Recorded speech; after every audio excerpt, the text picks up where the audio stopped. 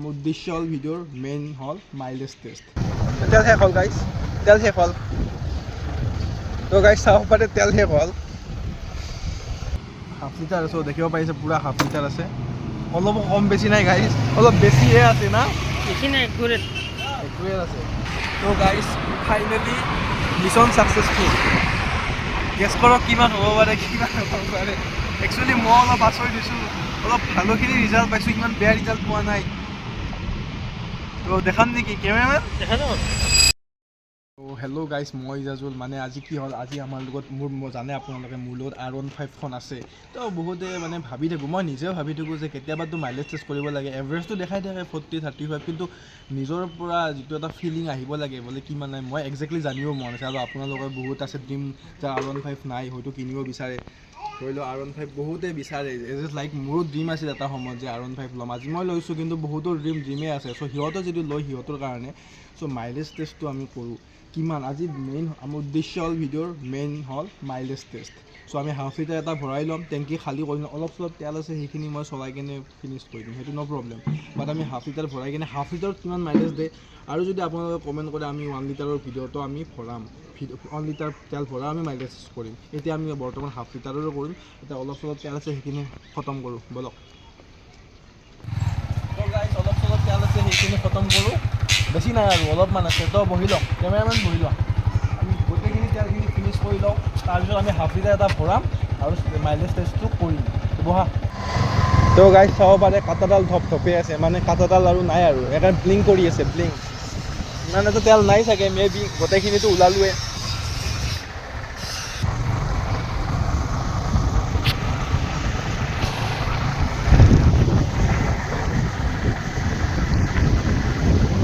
হাইৱেত কৰা ভাল হ'ব নেকি মাইলেজ টেষ্টটো? হা কি মিক্স হ'ব? হাইৱেতো যাম যিহেতু না, তো গাইজ মানে হাইৱেত কৰাটো বেছি ভাল হ'ব। আমি জালুকবাৰী একবাৰ ঘূৰি আহিব পাৰিম যো না কি?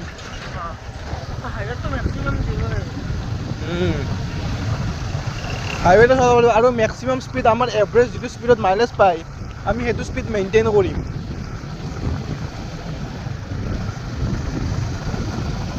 তেল শেষ হ'ল গাইজ, তেল শেষ হ'ল। তো গাইজ চাব পাৰে তেল শেষ হ'ল, নাই আৰু গাড়ী নাযায় আৰু ষ্টাৰ্ট অফ। তো গাইজ ষ্টাৰ্ট অফ হ'ল, ইয়াতে তেল খতম নাই। তো আমি ৰখাই লৈ কিনে এবাৰ দেখাই দিওঁ, এক ছেকেণ্ড এবাৰ ৰখাই লওঁ। তো গাইজ ডিছপ্লেত চাওক, ডিছপ্লেত কাটাটো ব্লিংক কৰি আছেই। আৰু ছেকেণ্ড কথা, এতিয়া মই ষ্টাৰ্ট দি দেখাই আছোঁ আপোনালোকক, ষ্টাৰ্ট হয় নে নহয়।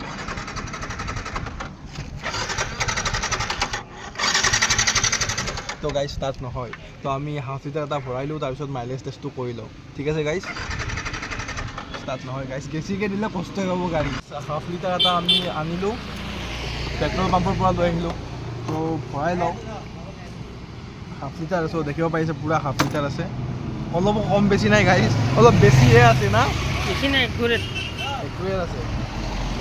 তো লেটছ সি গাইজ, তই ভৰাই ল নেকি ভৰাখিনি, নালগে দে ভৰাই দে, পৰি যাব আমাৰ ভৰাটো। পাৰবি দে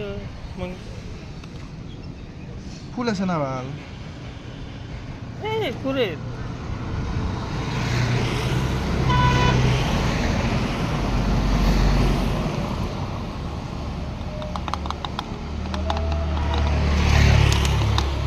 তো গাইজ পূৰা হাফ লিটাৰ ভৰাই ল'লোঁ।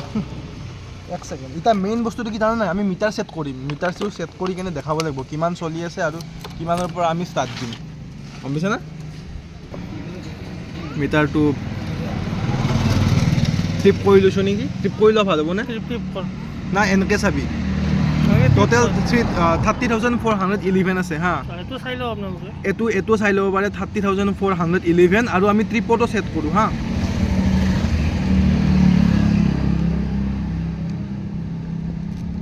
অ'কে, ট্ৰিপত ছেট কৰিছোঁ। এইটো ট্ৰিপো আছে আৰু সেইটো 30,411, 30,411 কিলোমিটাৰ।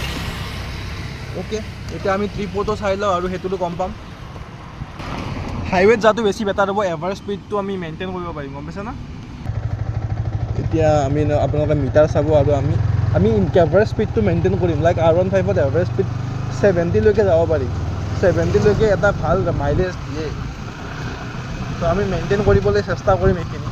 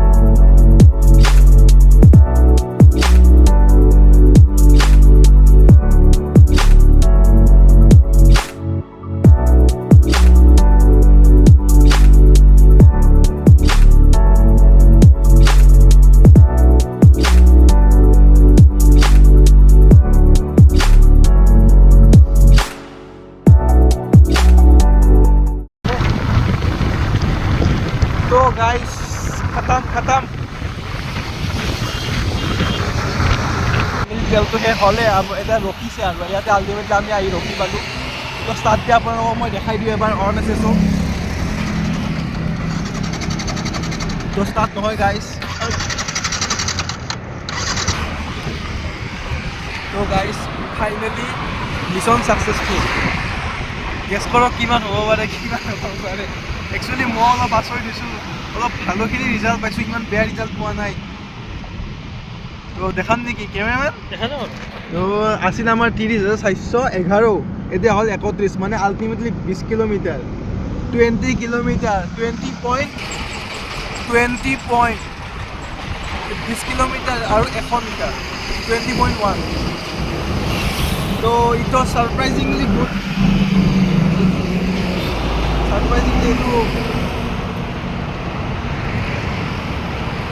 ভালোখিনি ৰিজাল্ট পাইছোঁ আমি ন। তো আল্টিমেটলি আমি 20.1 কিলোমিটাৰ পাইছোঁ এজ এ এভাৰেজ 50 টকা, মানে 58 টকাৰে হাফ লিটাৰৰ ভৰাই কিনে। তো বেয়া ৰিজাল্ট পোৱা নাই আৰু। তো এজ এ R15 অনাৰ মই ভালখিনি ৰিজাল্ট পাইছোঁ, ইমান বেয়া ৰিজাল্ট পোৱা নাই। এতিয়াতো স্প্লেণ্ডাৰৰ লগত কম্পেয়াৰ কৰিব নোৱাৰিম ন, যে 50 টকা তেলেদি আমি গুৱাহাটীলৈকে আপ ডাউন কৰিম, লাইক 60 কিলোমিটাৰ দিব। তো অফক'ৰ্চ R15 অলপ কমেই দিব, বাট ভালোখিনি ৰিজাল্ট পাইছোঁ। আৰু এতিয়া ভিডিঅ'টো এইটোৱে ক'লোঁ, যদি আপোনালোকে R15 কিনিব বিচাৰে, এজ এ অভাৰঅল মাইলেজৰ ক্ষেত্ৰত আপোনালোকে ভাল মাইলেজ পাব, এটা মাইলেজটো ভাল পাব। কিন্তু যদি আপোনালোক এডভান্টেজ আৰু ডিছএডভান্টেজৰ ভিডিঅ' আমি R15 অতি সোনকালে দিম মোৰ চেনেলত। তো এতিয়ালৈকে আজিলৈকে এইটোৱে আছিল mileage test. So' thank you and have a good day.